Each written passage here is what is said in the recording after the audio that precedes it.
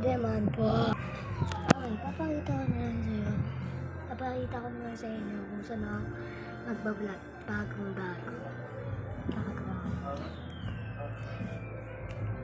First of all, dyan ako sasandal. Tapos ito na pa siya yung wall. Ito yung electric pan ko.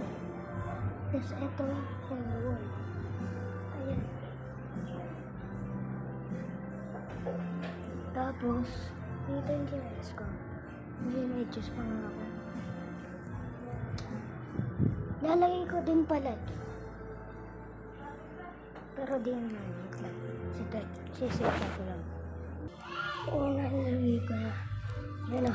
Dito ko na lang naisipan ko yung lugar. Ang matayan, pre. Pero ngayon, magka-call of duty muna ako.